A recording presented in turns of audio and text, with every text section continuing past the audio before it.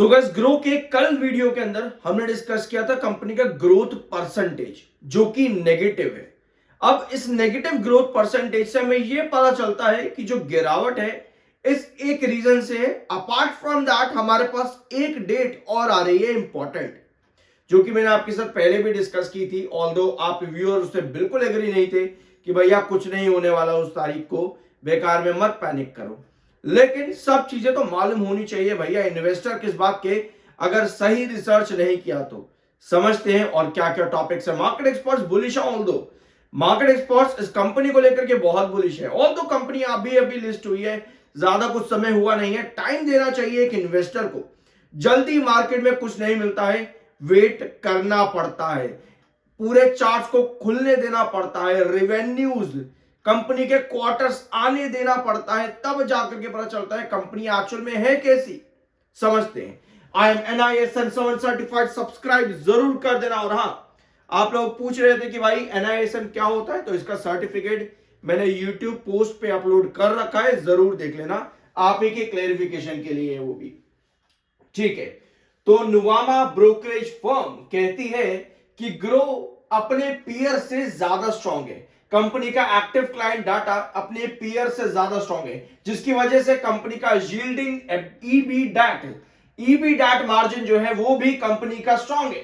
Company का CAC जो कि आने पिछले कुछ क्वार्टर से थोड़ा कम हुआ है, ये भी स्ट्रांग है इसके पीयर्स के according. Apart from that company की कंपेटिटिव प्राइसिंग को अगर हम छोड़े, यहां पर कंपनी की टेक्नोलॉजी या इंटरफेस को भी अगर हम छोड़ दें, तो उसके बाद भी कंपनी का लेंडिंग बिजनेस इतना एक्सपांड हो चुका है कि अभी तो कंपनी का MTF, LAS, personal loan, asset wealth and management, insurance distribution businesses भी ऐड नहीं हुए हैं। तो यानी अपने पीयर से कंपनी इतनी स्ट्रांग है, तो भैया इसका मतलब ये थोड़ी जिंदगी भर शेयर भागता चला जाएगा, थोड़ा टाइम लगता है। इसका मतलब ये है कि कंपनी के बिजनेस अगर स्ट्रांग है तो भैया फ्यूचर ग्रोथ मिल सकती है हमको, ये पॉसिबिलिटी अभी के लिए नजर आती है। ये कहना है नुवामा का। अब आते हैं, नुवामा ने साथ में ये भी कहा है कि अगर आने वाले फ्यूचर में कंपनी का डेरिवेटिव डाटा, आने वाले फ्यूचर में अगर कंपनी का डेरिवेटिव डाटा ड्रॉप भी हो जाता है, उसमें भी कोई दिक्कत नहीं है। ठीक है, अब इन्होंने डेरिवेटिव डाटा को ही क्यों चुना यहां पर, यह भी देखना पड़ेगा। डेरिवेटिव डाटा यानी कि फ्यूचर एंड ऑप्शंस डाटा, इसको इन्होंने इसलिए भी यहां पर चूज किया है क्योंकि आपको मालूम होना चाहिए कि सेबी नए रूल्स एंड रेगुलेशंस लेकर के आ रहा है। Give me 1 second. ठीक है, नए रूल्स एंड रेगुलेशन डिबेट चल रही है लगातार। सेबी प्लान कर रहा है to tighten derivative access. According to Nuvama, अगर आने वाले फ्यूचर में इस तरह के स्ट्रिक्ट लॉज लेकर के आए भी जाते हैं, तो आपका जो ग्रो है इसका 5% डेरिवेटिव डाटा अगर गिर भी जाता है, तब भी कंपनी अदर सोर्सेस से काफी स्ट्रांग है अपने पीयर्स के कंपैरिजन में। ठीक है, तो ये एक न्यूज मार्केट में अवेलेबल है, आपको इसके बारे में पूरी इंफॉर्मेशन होनी जरूरी है, और वो आपको कहां मिलेगी, इसी चैनल पर आज के दिन अपलोड की गई है। जरूर चेकआउट कर लेना BSE लिमिटेड का वीडियो। तो ये अपडेट की वजह से आज आपको एंजल वन, ग्रो, इन कंपनीज में गिरावट देखने को मिली है। ठीक है, अब आते हैं आपके अगले अपडेट पर। ठीक है, कंपनी का जो अकाउंट डाटा है वो इसके जीरोधा और एंजल वन से ज्यादा बेटर है। 1.19 करोड़ से लेकर के 1.25 करोड़ के कंपनी के एक्टिव यूजर्स हैं, और अगर आप जीरोधा और एंजल वन के अकाउंट डाटा भी मिलाओगे, जो कि 71 लाख एक्टिव क्लाइंट है जीरोधा के, और एंजल वन के 69 लाख एक्टिव क्लाइंट है। अगर आप इन दोनों क्लाइंट डाटा को मिलाते हो, इन दोनों कंपनीज के क्लाइंट डाटा को अगर आप मिला भी देते हो, तब भी ग्रो ज्यादा ग्रो करता देखने को मिल रहा है। ठीक है, तो डाटा कंपनी का पॉजिटिव। अब आप कहोगे यार भाई पॉजिटिव पॉजिटिव पॉजिटिव गिर क्यों रहा है, ये बता। क्योंकि 10 तारीख को यहां पर नोट करना है एक बार।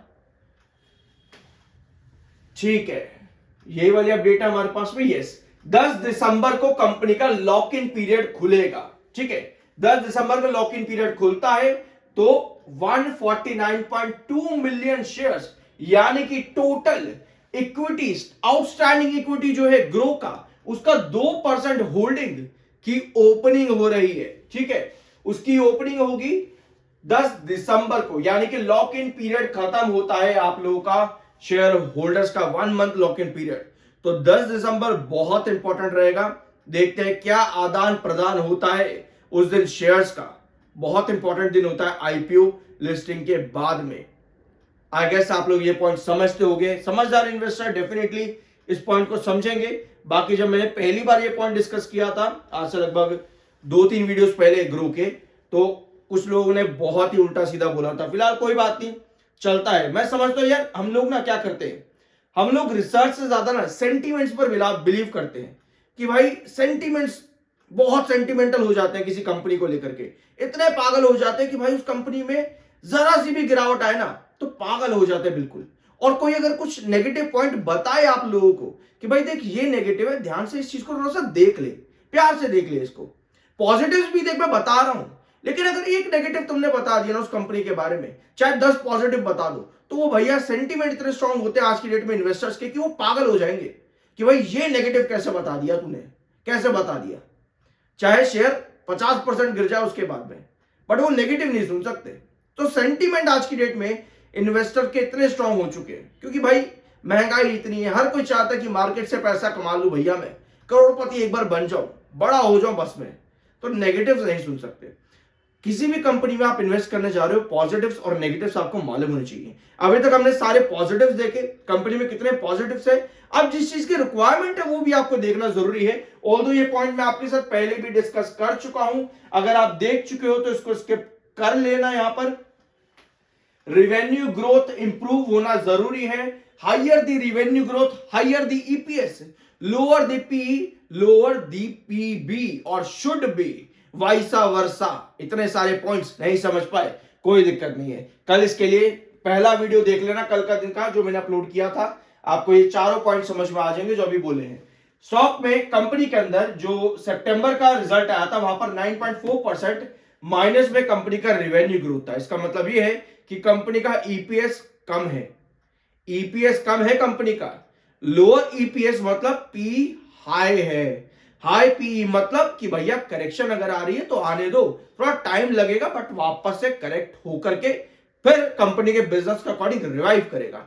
ठीक है, तो ये नेगेटिव जो आपका ग्रोथ परसेंटेज है, ये आने वाले क्वार्टर में पॉजिटिव ज्यादा जरूरी है क्योंकि नेगेटिव ग्रोथ परसेंटेज में आपका ईपीएस बढ़ेगा, वो कंपनी की वैल्यूएशन को ओवर वैल्यू कर देगा। उस कंडीशन पर सेल ऑफ ज्यादा आता है और आपके हाई वैल्यू इन्वेस्टर नहीं एंटर करते वहां पे। ठीक है, तो इस पॉइंट को नोट जरूर कर लेना।